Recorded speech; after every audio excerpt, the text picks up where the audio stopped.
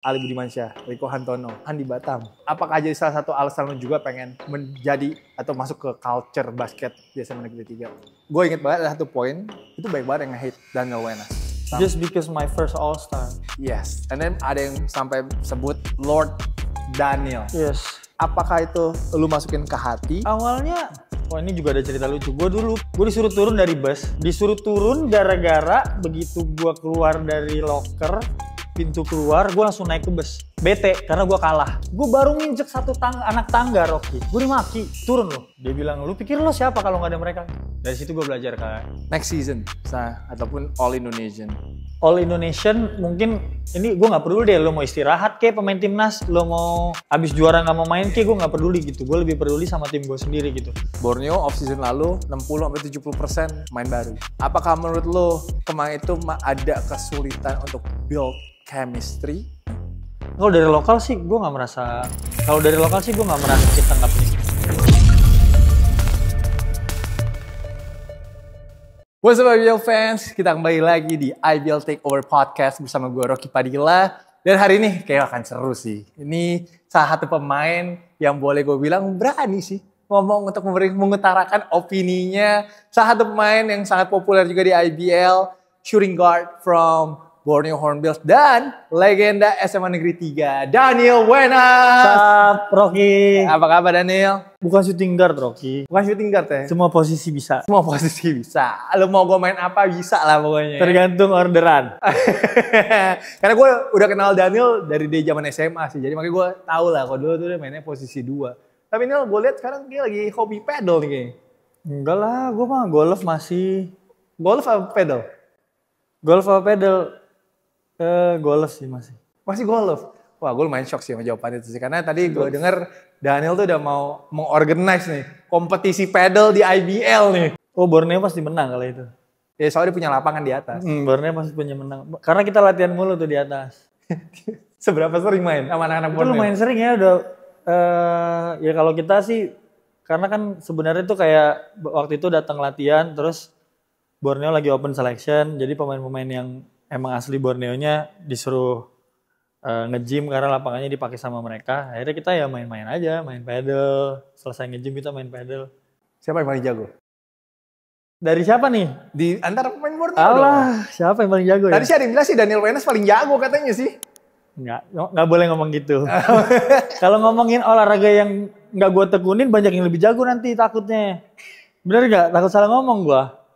Jadi kalau dari lu siapa menurut lu pemain Borneo yang paling jago? Banyak yang jago. Banyak. Calvin jago. Orlando pukulannya kenceng. Terus Safely, Jason jago. Jadi Borneo udah siap guys untuk menerima tantangan tim-tim lain. Siap. Untuk tanding di MMS. Siap. Masalahnya nyari lapangan nih susah nih. Iya gila pedal sih susah banget asli sih. Neil, baru pulang nih dari Manila lihat kaosnya nih. Iya, tadi nyari baju yang paling gampang ini doang. Lu pernah punya pengalaman gak sih kayak main di Filipina ataupun bisa ceritain gak sih mungkin vibes ataupun juga atmosfer basket di Filipina kalau dibandingin sama Indonesia? Dulu kan waktu zaman PON juga berapa kali TC ke Filipina kan. Terus waktu zaman Pelita Jaya juga 2000 berapa tuh ya, 13 atau 14 ya zamannya Coach Net. Itu kita juga TC malah sehari tandingnya 2 kali. Jadi kita banyak ngelawan pemain-pemain yang abis itu ke PBA. Yang waktu itu masih di kampus gitu loh. Ya kalau buat gue sih culture-nya gimana ya bilangnya, agresif sih mereka tuh, keras. Mereka tuh keras gitu. Mainnya physical banget ya. Physical banget mainnya. Ada pemain yang lu inget gak? Yang mungkin sekarang udah main di PBA gitu. Tapi dulu lawan. Dulu Terence Romeo lawan FAU kita. Wah. Terence Romeo sih jago sih dulu. Jago. Terus apa lagi ya? Duh gue lupa lagi. Udah lama banget soalnya. Ini udah lama banget. Troy Rosario. Iya dulu. Oke. Lumayan sih lawannya sih. Gue masih zaman kapan ya? PON. Gue masih PON kalau nggak salah lawan mereka tuh. Zaman PON masih main di SMA Negeri 3 dulu? Oh enggak, itu udah 2011. Itu udah tahun gue rookie di Pelita Jaya itu. Tapi dulu lu emang pengen masuk di SMA Negeri 3? Atau gimana ceritanya lu bisa masuk sana? Kan tahu lah SMA Negeri 3 tuh. SMA 3 kan suka emang basket banget kan. Kalau mau tahu ceritanya tuh sebenarnya awalnya tuh dari kelas 3 SMP. Kelas 3 SMP itu gua sama Prastawa itu beda sekolah. Sekolah kita tuh ketemunya di final terus. Oke. Sekolah kita ketemu di final terus. Tiba-tiba waktu itu Kalisa, ibunya Pras, bilang, kamu mau masuk SMA mana? Masuk SMA 3 aja bareng Pras. Bilangnya gitu. Terus kayak dipikir-pikir, ya juga ya, capek juga kita lawan-lawanan mulu, kita main bareng aja lah gitu. Awalnya tuh cuma gara-gara omongan itu, terus kayak bisa nih ternyata direalisasikan, akhirnya kita main bareng. Gokil, SMA Negeri 3 tuh ada Rico Pas kita Hantono. dulu itu tadinya kita janjian berdua, terus tiba-tiba pas kita datang tuh udah ada satu pemain yang jago banget pada zaman itu. Ntar kita bahas. Iya. Gue tahu tuh pemainnya siapa. Iya. Tapi kan kalau SMA Negeri 3 tuh sejarahnya gila banget ya. Ali Budimansyah, Rico Hantono, Andi Batam. Damn, I'm missing a lot pasti. Banyak. Banyak. Andre Tiara. Siapa? Andre Tiara. Itu Erik Sebayang. gila banget. Itu listnya pasti goes on and on. Panjang. Itu apakah jadi salah satu alasan lu juga pengen menjadi atau masuk ke culture basket di SMA Negeri 3? Sebenarnya enggak juga sih, Rok. Karena gue emang tadinya nggak pernah berpikiran buat main kan. Maksudnya di pro gitu enggak. Cuma kayak gue dulu tuh lumayan terlambat sebenarnya. Bukan main basketnya, tapi kayak ngikut pertandingannya gitu loh. Mungkin kalau zaman-zaman kayak waktu zaman gue itu mungkin dari KU14. Kalau sekarang kan dari KU8, KU12 gitu. Kalau dulu tuh pertandingan yang udah mulai dipertandingkan tuh KU12. Tapi gue waktu itu KU14. Waktu itu gue KU14 malah belum punya klub. Gue main tuh KU16. Waktu gue SMP. Nah, waktu gue SMP itu gue baru mulai tuh ikut pertandingan gitu. Kayak antar klub Kejurda DKI. Dulu tuh Jakarta Pusat, Jakarta Timur, Jakarta Selatan, gitu-gitu kan mainnya kan. Gue gak tahu sih sekarang mungkin masih sama Masih kali. mirip sih. Iya kayak gitu ya. Terus gue kayak, wah seru juga ya punya kegiatan abis sekolah gitu. Terus ketemu Bang Jeki dulu namanya, pelatih SMA 3. Legend. Iya lanjut aja main lagi antar SMA. Ya gue pikir ya udahlah main antar SMA. Oke ikut, akhirnya gue ikut klub. Bulls Jakarta dulu, klub gue pertama KU16. Ya udah akhirnya keterusan. Di situ kan pas udah masuk ke sekolah itu ya lingkupnya udah coach Fahri, bapaknya Pras. Terus ketemu banyak pelatih-pelatih juga. Jadi ya udah mulai kayak ayo mau latihan di sini enggak, mau ikut latihan di sini enggak. Jadi dari situ berlanjut lah sampai sekarang. Nah, sekarang baru kita ke cerita itu. SMA Negeri 3. Pras, Daniel Wenas, William Dharma Saputra. 3 pemain SMA yang jago banget di zamannya. Jangan lo missing 2. Dua-duanya jago lagi, Niko Niki. Wow, itu 5-5-nya satu tim tuh ya. Pernah kalah gak? Pernah kalah sekali. Sekali dong. Kalah sekali sama Bayu Anggara. Oh dia SMA apa dulu? SMA 22. SMA 2. Tapi itu waktu kalahnya waktu gua kelas 2. Oke. Tapi waktu kelas 3 gak pernah kalah. Kalahnya waktu gua kelas 2, itu masih Bayu Anggara sama Jonathan Eliadai. Oh iya. Oh guard dong dua-duanya ya? Guard, kenceng-kenceng dua-duanya. Terus gua main tuh berenam.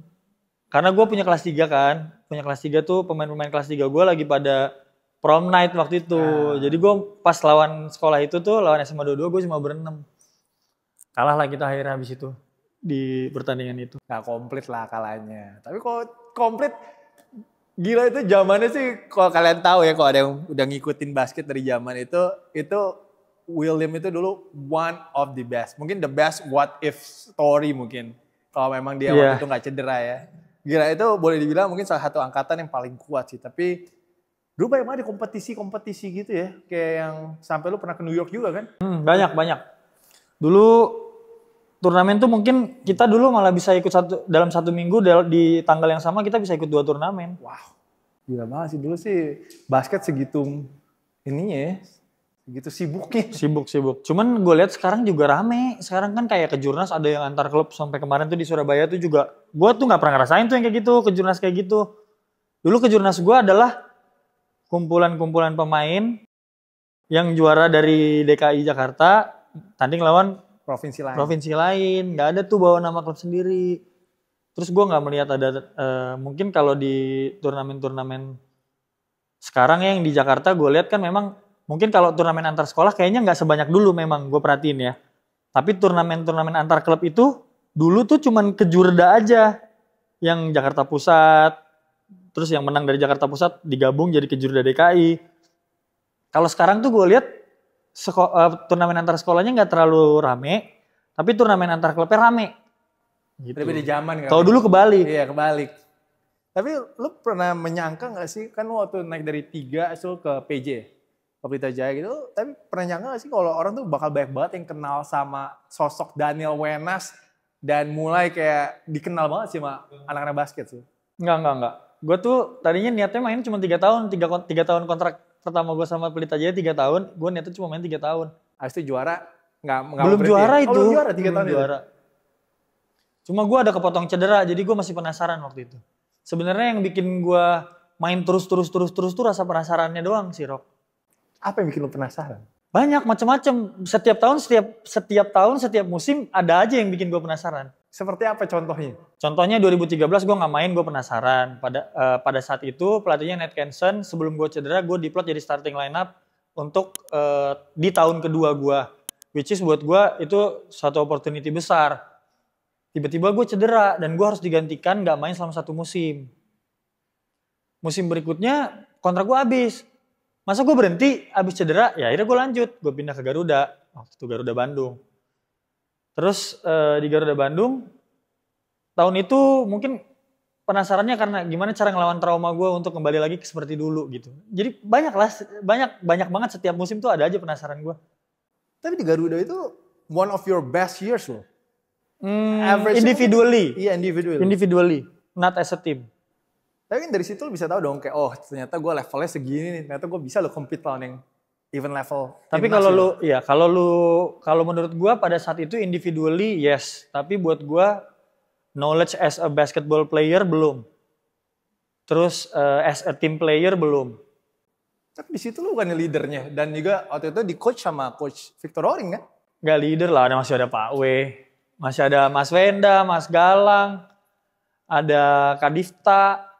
Tapi lu bisa belajar banyak dong dari mereka semua kan. Cara gua sekarang ngelit pemain-pemain muda, ngobrol sama teman-teman, mencoba mengerti mereka, ya gue belajar dari mereka. Dan di situ apakah dari Pelita Jaya juga gitu, ada Mas Amin Priantono, ada Mas Faisal, ada Andi Batam. Ya gue kumpulin yang baik-baiknya. Tapi ada juga pada saat di tahun-tahun berikutnya gua nggak melakukan hal yang baik, ada juga. Udah terlalu lama jadi terlalu banyak Rok kalau mau diceritain satu-satu. Terlalu panjang ceritanya tuh. Ya nggak apa-apa, kita podcast mah sambil dengerin cerita lu kan. Panjang banget ceritanya kalau itu mah. Kan mungkin orang-orang yang belum kenal Daniel Wenas dulu kan jadi bisa tahu lah podcast ini sedikit-sedikit tentang lo gitu. Tapi you enjoy your time though, right? Di Garuda itu. Yes, I do. I enjoy it so much. Enjoy it so much kan. Di situ dapat kayak benar kayak orang tuh oh ternyata Daniel tuh bisa loh gitu. Sebenarnya itu salah satu musim yang ngerubah cara bermain gue sih memang. Karena kan gue tadinya bukan point guard, gue dipaksa jadi point guard. Bahasanya dipaksa ya, itu dipaksa, bukan dipaksa sih sebenarnya. Coach itu bilangnya tuh lo bisa gitu. Lu lihat deh di antara semua teman-teman lu siapa yang paling capable buat pegang bola? Dia bilang gitu. Tapi masa iya gue bilang gitu kan. Gue main posisi 5 Rocky kalau lu tahu di SMA. Oh iya SMA ya? Iya dong. Karena lu tinggi kali? Iya gitu. Gue main posisi 5 gitu. Di Liga Mahasiswa di Perbanas juga dulu gue main posisi 4. Jadi tuh dari 5, 4, masuk Pelita Jaya 2, 3, terus pindah ke Garuda 1. Set dari 5 ke 1. Berarti Om bener bisa main 5 posisi guys. Jadi gue kayak mungkin gak sih, tapi ternyata ya memang harus ada latihan keras yang untuk gue lakuin buat, dan itu gak gampang, gak cepet sampai gue frustasi gitu loh. Bola gue hilang terus. Singkat cerita tuh waktu IBL preseason gue inget banget di Bandung pertama kali gue jadi point guard, gue ketemu Aspak Jakarta yang pada saat itu point guardnya sahabat gue dari SMA yang tahu cara main gue. Keras. Iya. Dibikin turnover berapa kali gue pegang bola dia yang jaga.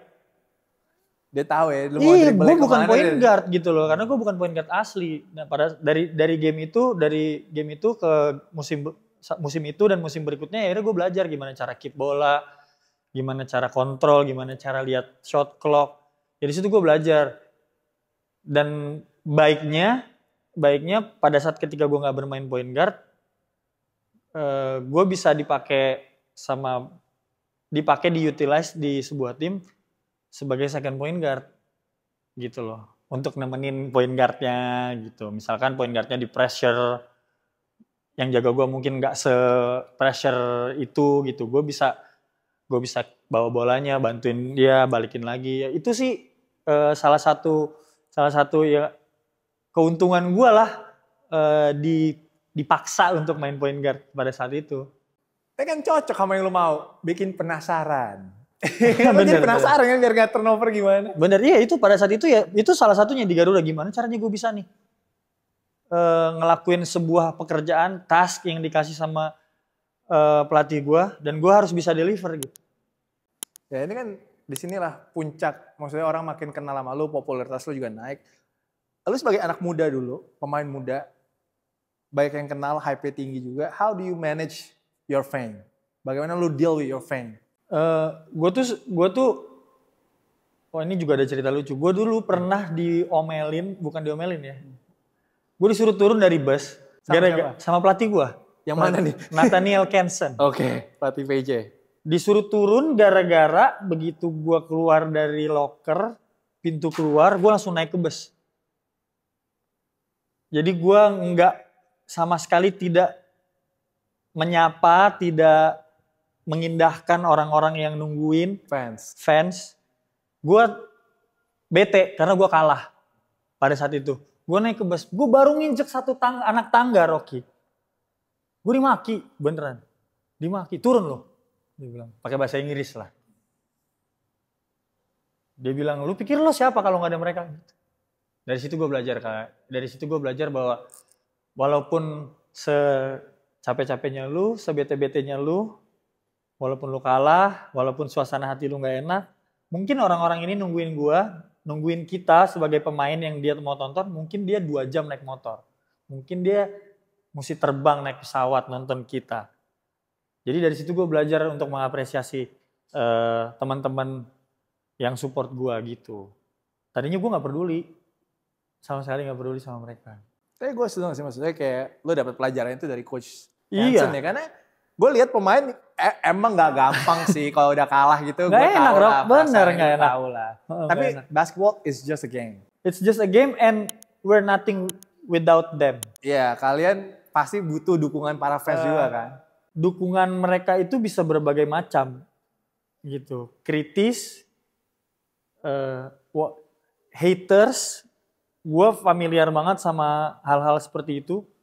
Tapi buat gue, berarti lu masih diperhatiin orang.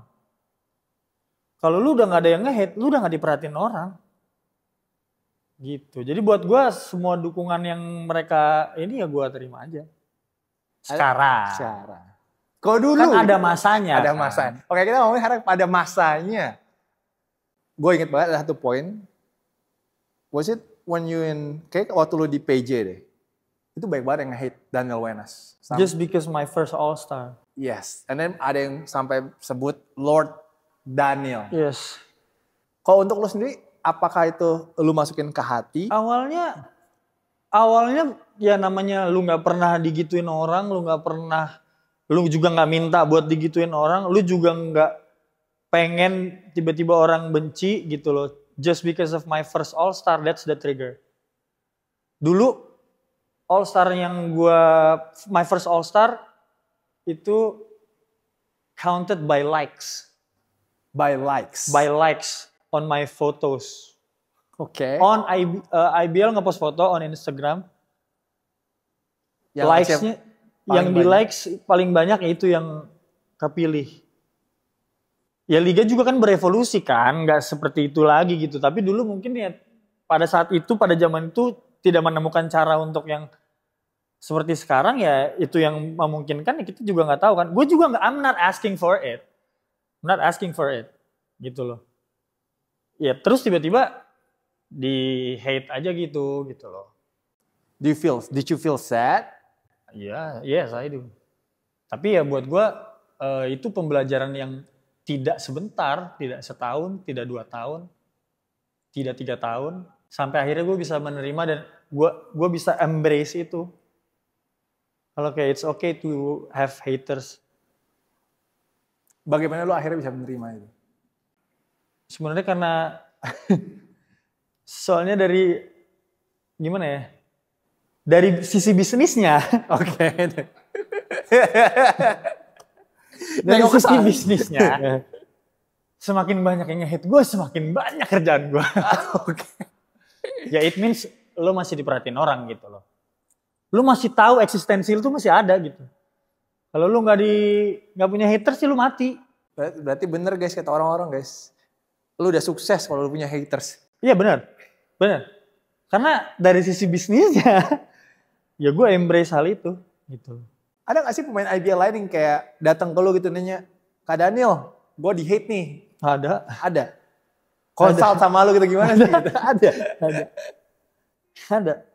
Ada banget. Tapi lu kasih gue juga mereka konsult advice. sama orang soalnya. Oh, lu juga konsult Sama pemain basket senior yang dulu musuhnya hatersnya banyak juga. Gue gak usah sebut lah. Pasti lu tahu. Yang punya YouTube juga ya? Pasti lu tahu. Gue juga banyak belajar tuh. Gue juga banyak belajar dari orang, makanya gue bisa terima itu. Tapi emang pemain basket ya gak jauh lah ya dari haters lah. Maksudnya mau main sebagus apapun mau nyetak. LeBron James aja ada hatersnya. Makanya. Lionel Messi sama Cristiano Ronaldo aja ada hatersnya. Masa lu nggak punya, lu berharap lu nggak punya haters? Ya lu kalau nggak punya haters ya lu jangan jadi orang yang dikenal sama orang. Oke, ini gak eksplisit tapi gue mau nanya sama lu. Hal apa yang paling kejam yang netizen pernah bilang ke lu? Aduh banyak lagi tapi gue udah lupa. Banyak banget soalnya tapi gue nggak pernah masukin. Akhirnya gue nggak pernah memasukkan itu ke hati dan nggak pernah gue inget-inget karena gue bakalan stres. Tapi jahat sih. Jahat. Jahat banget. Banyak banget. Pemain Vipan bahasanya, Golden Boy, mau bikin salah tetap dimainin. Sampai gue pernah tanya ke pelatih gue, lu menganak emaskan gue gak sih? Gue gituin. And then your coach? Dia bilang kayak, enggak, gue emang butuh. Orang lain tidak melihat itu gitu. Gue sebagai pelatih yang bersama lo setiap hari ya gue melihat itu. Gitu. Ya, gue kan akhirnya punya doubt in myself juga. Akhirnya gue beranikan tanya gitu. Karena gue diserang terus nih kayak gini. Paling sering diserang dulu waktu main di PJ? Ya 2016-17. N17 lu juara kan? Ya itu tahun itu tuh gue paling banyak diserang. Tapi setelah lu juara apakah orang masih kritik lo? Masih. For what? Lu udah juara. Ya nggak akan ada habis nggak sih bahannya kalau orang nggak mengerti gitu loh. Sometimes people talking about basketball, padahal mereka tuh non-basketball people yang mungkin cuma tahu luarnya aja gitu, nggak tahu prosesnya, nggak tahu kayak gimana. Ya kan memang tidak terbuka, tidak. Kalau lu nggak menjalani, lu nggak turun sebagai pemain profesional. Lu sebagai basketball enthusiast yang main pick up game aja sama lu main basket as a pro, hidupnya beda jauh. It's way different. Iya gitu. Jadi kayak lu dan nggak semua bisa ngerasain gitu. Justru malah kalau teman-teman pro ya sama-sama mengerti gitu loh. Saling mengerti dan udah tahu gitu loh. Mereka justru lebih paham dari sisi kita sama-sama pemain gitu. Mereka lebih ngerti di dalamnya kayak gimana gitu. Iyalah, kalau kita dari luar ngeliatnya pasti kayak jadi pemain basket enak, gampang gitu kan. Padahal dia nggak tahu, mungkin lo harus bangun jam 5 pagi, mulai latihan, jaga makan. Sebenarnya sih yang paling gue pengen bilang juga orang banyak nggak tahu itu adalah pengorbanannya banyak sih. Banyak dari especially lo harus jauh dari family yes, juga. Yes benar. Dan lu nggak kan kalau lu pergi tanding gitu-gitu kan lu nggak punya banyak waktu buat ketemu orang-orang yang family lo, orang-orang your loved ones. Kok gue jadi deep banget, jadi merinding kok. Tahu lu. Coba lah pertanyaannya yang santai dikit. Oh ya udah, oke. Kan tadi kan dia request yang santai. Tanya serius banget. Katanya rumor di luar sana, lu main digandrungi sama wanita-wanita katanya. Aduh. Agak santai. Boleh dong. Pinter juga mencairkan suasana. Iya. Ya namanya juga rumor ya kan? Rumor. Ya banyak sih kalau misalkan fans memang lebih banyak perempuan. Kalau lo buka Instagram tuh followers lebih banyak perempuan memang. Is that a distraction? Ini lu ngomonginnya es apa nih? Es apa dulu nih? Ya cewek-cewek yang mengejar lu. Cewek-cewek yang mengejar lu. Kalau gua buat gua my loved ones ya akan jadi support system gua. Kalau lu nggak support gue ya gue nggak akan sama lu. Enggak kan yang ngejar lu kan gak satu. Ya kan nggak semuanya gua bilang iya dong. Iya sih, tapi Iya gitu. Tapi kan mereka support lah. Datang ke game, cheer for you gitu. Ya kalau yang seperti itu ya gue menyamaratakan gitu bahwa mereka itu adalah orang-orang yang support gue, termasuk fans-fans gue. Fans-fans gue dari hari pertama gue main di liga aja sampai hari ini gue masih kenal. Dan itu perempuan. Gitu guys, jawabannya aman guys. Aman lah. Kan gak baru sekali 2 kali di podcast. Iya, udah sering ya, jadi udah tahu lah jawabannya lah. Aman. Oke, kita bahas Borneo dikit lah ya. Borneo. Kita bahas sebagai salah satu pemain paling senior lah ya. Senior ketiga sekarang. Dari Mas Tri ya? Mas Ri, Mas Ragil, dari gue. Baru loh. Kan Borneo sangat sayang sekali, menyedihkan, dan juga mengecewakan tidak lolos playoff tahun ini. Kalau menurut lo, what happened? Kalau buat gue, kita unlucky aja. Unlucky aja. Banyak hal yang tidak menguntungkan kita di saat-saat genting. Contohnya, misalkan kita datengin pemain baru asing, kena eject 3 game. Terus Itu first game dia ya?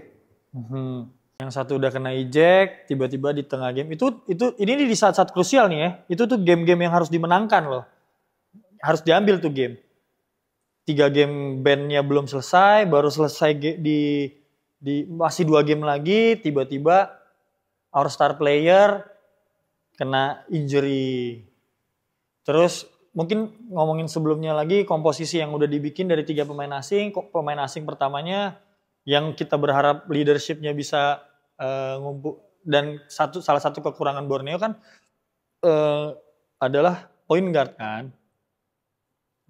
Kita mendatangkan point guard import yang leadershipnya kita harapkan cedera juga gitu.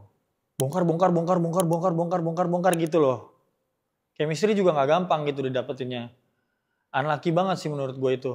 Terus masih diceritain itu di game berikutnya tiba-tiba pemain asing kita satu nggak bisa main. Big man. Tiba-tiba kita harus mendatangkan Nggak dong, harus merubah asisten coach yang tadi malam masih ngeditin video kita sampai jam 3 pagi, besoknya disuruh main gitu loh. Dan kita tidak pernah latihan bersama dia gitu loh. Mungkin setengah dari kita pernah latihan sama dia gitu, tapi kan tidak dalam waktu persiapan yang seharusnya dilakukan gitu, Rok. Banyak banget, terus tiba udah menang, diambil kemenangannya. Itu salah satu game penting loh. Dan itu juga ngerubah mood ya? Ngerubah mood enggak. Cuma kesalahannya bukan dari kita gitu loh. Gitu loh. Itu salah satu game penting juga. Game itu bisa merubah jalannya hasil playoff loh. Game itu bisa ngerubah semua hasil playoff di peringkat 7 dan 8. Gitu. Kalau menurut gue sih itu. Unlucky aja. Bertubi-tubi unlucky-nya. Kita punya pemain heritage yang dimana heritage sekarang bisa jadi pembeda, kena cedera juga. Terakhir pemain lokal kita Hans kena juga. Bertubi-tubi banget, unlucky aja. Sebenarnya itu kita persiapan bagus, latihan bagus. Ya kondisi dinamika di dalam tim Borneo ya semua masih bisa diatasi lah gitu sama tim pelatih dan pemain gitu. Kita masih bisa sama-sama ngatasin ini bareng-bareng gitu loh. Cuman ya yang datang hal-hal dari luar ini yang kita nggak bisa kontrol kan. Ya kok injury nggak bisa. Injury kita nggak bisa kontrol. Hasil berubah di akhir pertandingan kita nggak bisa kontrol. Shot clock telat mencet kita nggak bisa kontrol. Ya nggak, kita kan bukan kita yang mencet. Bukan kita juga yang mau. Gitu sih kalau menurut gua. Tapi kalau next season, ataupun All Indonesian, apa yang lu mau lihat sih improve dari Borneo?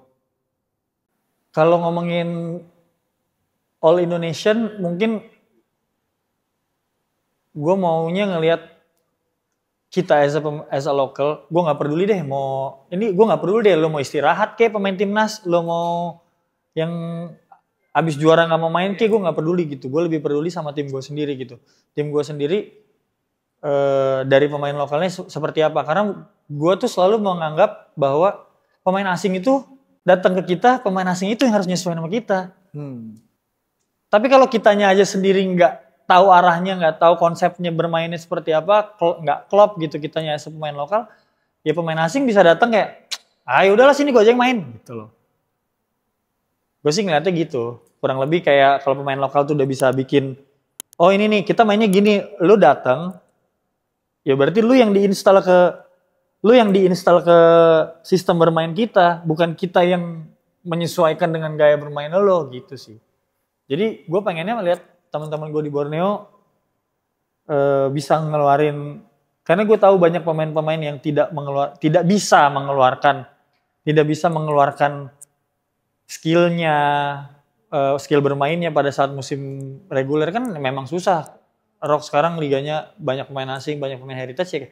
Kita juga tidak gampang memang buat ngeluarin itu gitu loh. Kalau lu nggak punya privilege yang kalau lu nggak punya privilege kayak pemain-pemain yang let's say lu main 25 menit, 30 menit, lu turnover, lu salah, lu nembak gak masuk, gak diganti, kalau nggak punya itu ya lu susah juga buat nunjukinnya. Nah, gue berharapnya di All Indonesia Cup ini ya kita bisa main lepas gitu. Bisa main lepas, main sesuai dengan kapasitasnya masing-masing.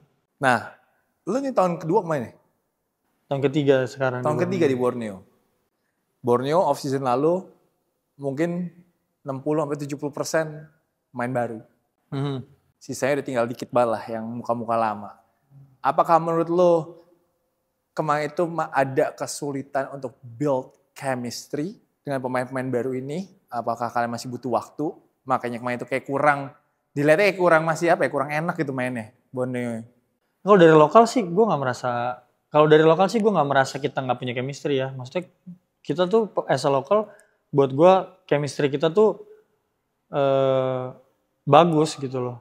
Gue sebagai pemain yang masuk di tengah-tengah di tahun waktu itu gue pindah aja, gue ngerasa pemain-pemain lokal di Borneo ini tuh sangat mudah untuk diajak bekerja sama gitu. Pemain-pemain lokalnya Borneo gitu. Jadi sebenarnya kalau gue ngelihatnya pemain lokal Borneo ini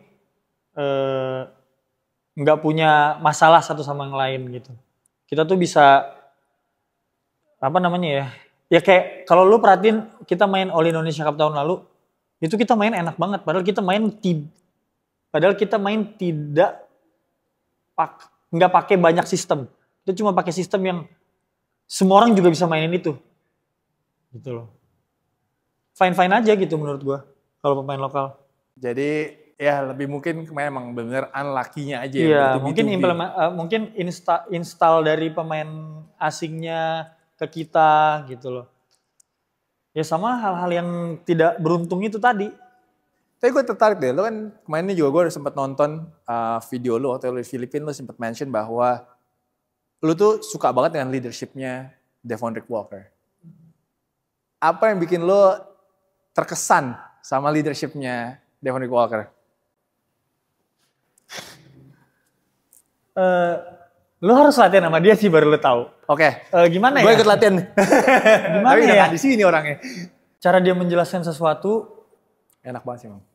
Cara dia membalas argumentasi di dalam sebuah team meeting itu sih ngeri gitu. Menurut gua keren banget sih ini orang gitu. Keren banget gitu leadership itu salah satu yang gue tidak pernah temuin gitu. Dan dia tuh sangat terbuka untuk kayak lu mau ngapain, mau gue nanya apa, gue sama dia seumuran kalau nggak salah. Tapi gue tanya sama dia segala macam ini itu, dia kayak gini seperti ini. Lu kalau ada lawan yang seperti ini, lu counternya pakai ini.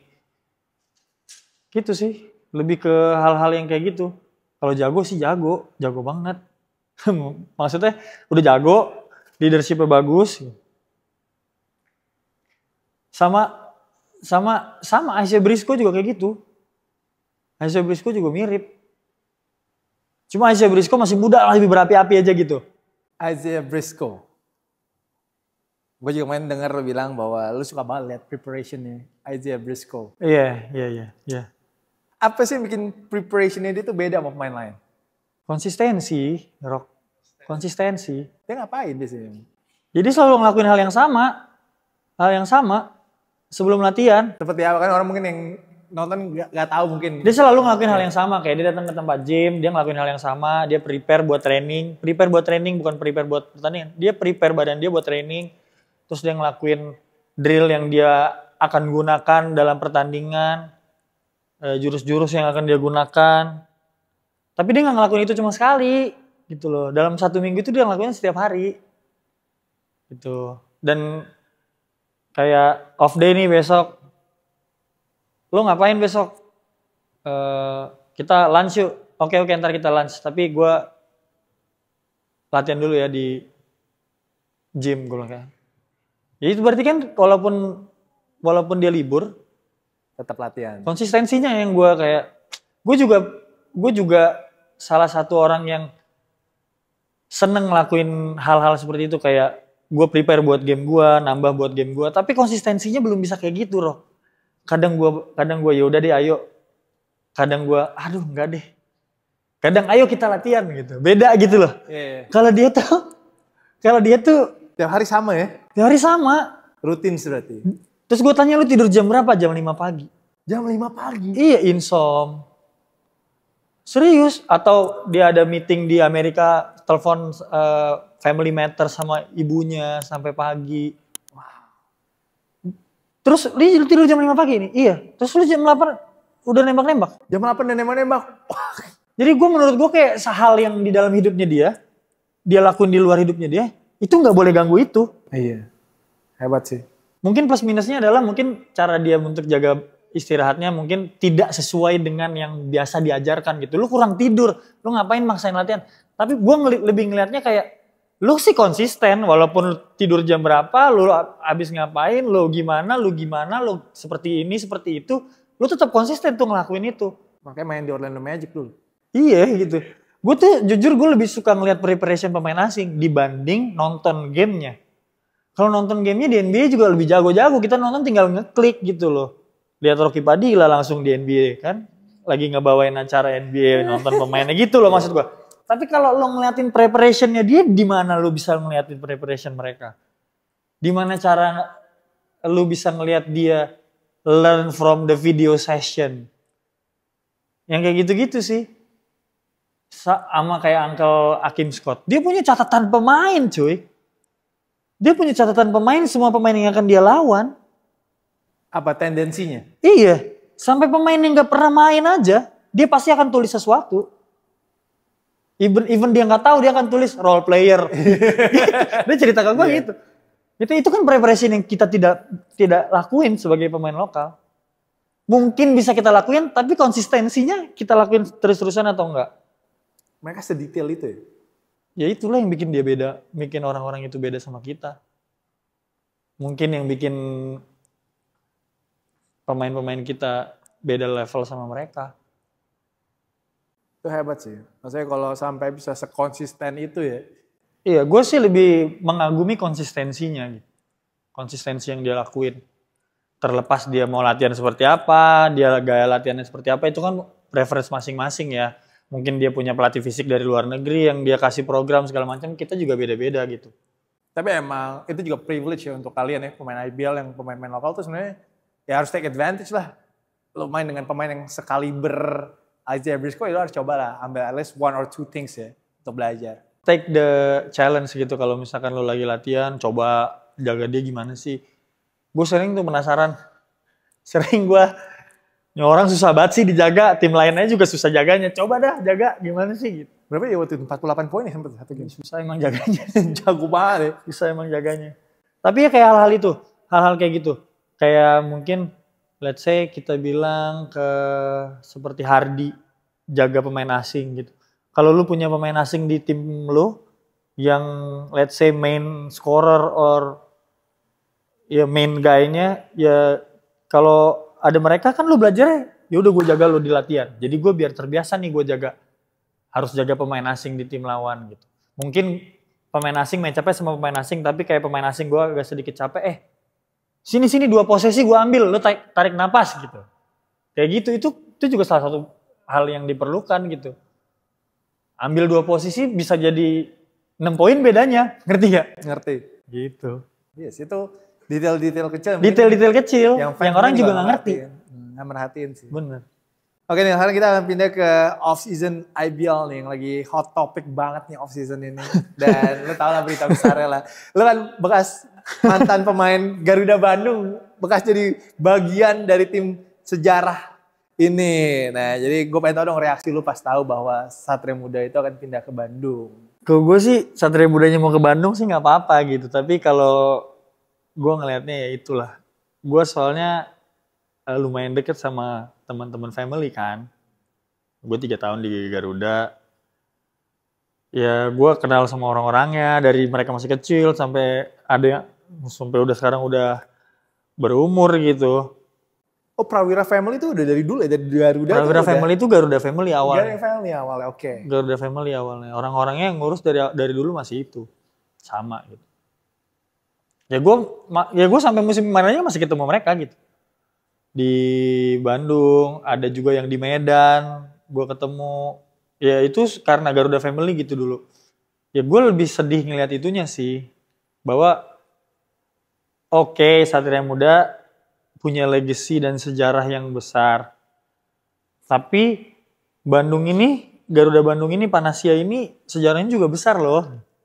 Gue dulu waktu main di Garuda ini juga gue mengerti dan paham bahwa sejarah klub ini besar juga gitu loh. Banyak pemain-pemain legend, terus juara liga gitu.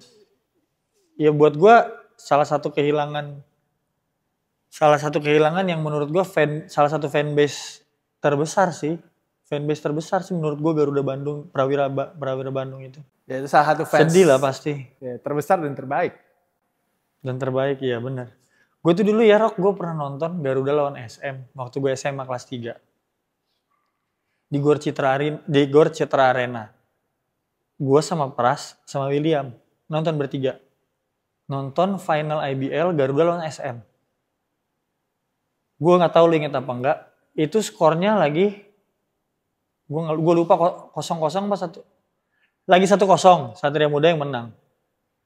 Main di Bandung di Gor Citra Arena, itu pemainnya masih Denny Sumargo, Kelly Purwanto. Mario? Belum. Belum, Denny Sumargo, Kelly Purwanto. Aguy S. Cokorda. Mas Gagan, Niko Donda. Okto, oke. Teddy. Oh ya. Pokoknya itulah. Hendrik yang tinggi. Iya, big man. Gue ikut busnya mereka nih. Karena pelatihnya head coach itu Rastafari. Ayahnya Pras. Jadi gue ikut busnya dia, berangkat dari hotel ke Citra Arena. Itu busnya nggak bisa jalan, Rocky. Busnya nggak bisa jalan karena semuanya udah merah. Di jalan Citra Arena sampai ke, kalau lu tahu ada taman makam itu tuh jalannya udah merah. Terus mau masuk ke dalam, itu udah nggak bisa. Karena di depan itu udah penuh orang, dipasangin layar big screen. Apalagi lo mau masuk ke dalam. Lo bayangin sebesar itu. Terus di dalam gornya, itu cuma ada sekotak kecil pendukung SM. Sekotak kecil, sisanya merah. Merah semua ya. Emang fanatisme tinggi segede itu. Ya iya Kelly Purwanto, Denny Sumargo jadi satu. Bener gak? Iyalah, setelah itu Mario Usang nyusul. Iya, ada Mario Usang. Ya makanya gue bilang, gue lihat kenapa gue bisa bilang itu salah satu fanbase terbesar ya gue lihatnya dari situ. Mungkin pada saat itu setelah itu Kak Denny pensiun, Kak Kelly pindah ke Pelita Jaya, mungkin memang terpecah-pecah gitu. Tapi core-nya tuh memang ada di situ terus. Orang-orang itu juga yang gue temuin, yang mendukung gue waktu mendukung gue zaman gue main di Garuda, itu orang-orang yang dari dulu juga. Dan hebatnya juga mereka traveling. Betul. Hebatnya sih. Betul. Benar-benar mendukung banget timnya mereka. Cuma yang gue bener-bener amazed tuh adalah gue dari bus gini ngeliat gue. Orang jalan kaki di depan, busnya tuh gak bisa jalan. Sampai harus dibuka-bukain jalan biar nih bus ini pemain nih mau ke lapangan lu minggir dulu gitu. Segitunya dulu. Ya lu gue sebagai pemain tuh pas gue jadi pemain gue gak pernah ngerasain itu. Gak pernah tiba-tiba mobil gua nggak bisa Jalan. bus gua nggak bisa jalan karena ada pendukung. Pada cuman saat itu doang gua pernah lihat gitu. That's crazy. So, terakhir sebelum kita udahan, harapan untuk karir basket lu ke depannya. Apa yang masih lu kejar di basket? Kalau gue sih harapannya sehat pasti. Karena gue lumayan beberapa tahun yang lalu ya lumayan ada masalah sampai gue ada satu musim yang di bubble tuh sebulan ya. Yang sebulan di bubble gue gak main waktu gue di Bali. Gue sih setiap tahun harapan gue adalah sehat dan bisa main sampai liganya selesai. Gitu. Tahun lalu puji Tuhan gue main semua game sehat. Tahun depan juga gue berharapnya sama sehat. Terus harapan gue ya gue bisa kontribusi selalu membantu kontribusi tim gitu. Kalau gue itu aja sih. Neil, thank you so much. Juara. Oh, belum udah. Thank you ya gue. Juara masih pengen. Oke. Juara masih pengen. Juara masih pengen. Ternyata masih ada itunya guys, masih ada juara masih pengen. Juara masih pengen soalnya baru sekali.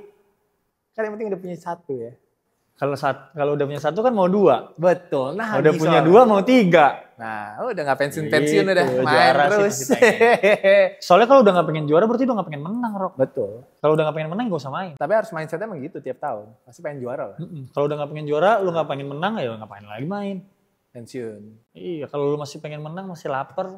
Dan gue tuh masih menikmati hari-hari gue latihan gitu loh. Main basket gitu tuh gue masih menikmati. Pagi bangun masih semangat lah. Iya gitu loh, masih kayak, gue masih mau main basket nih hari ini.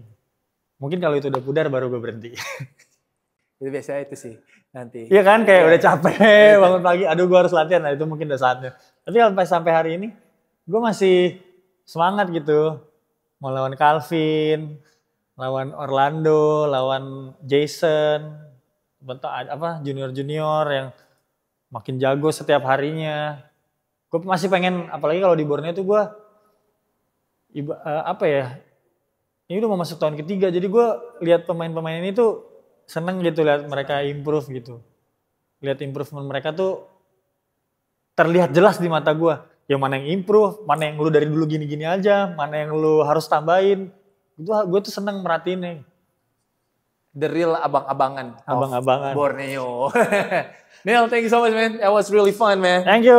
Thank you so much. So guys, itulah IBL Takeover di episode bersama Daniel Wenas. Sekarang tinggal Bapak Daniel yang menutup podcastnya. Terima kasih udah nonton episode IBL Takeover bersama Daniel Wenas dan Rocky Padilla. Jangan lupa stay tune terus. Tungguin episode-episode berikutnya hanya di IBL Takeover di IBL TV. Gila, one take gak?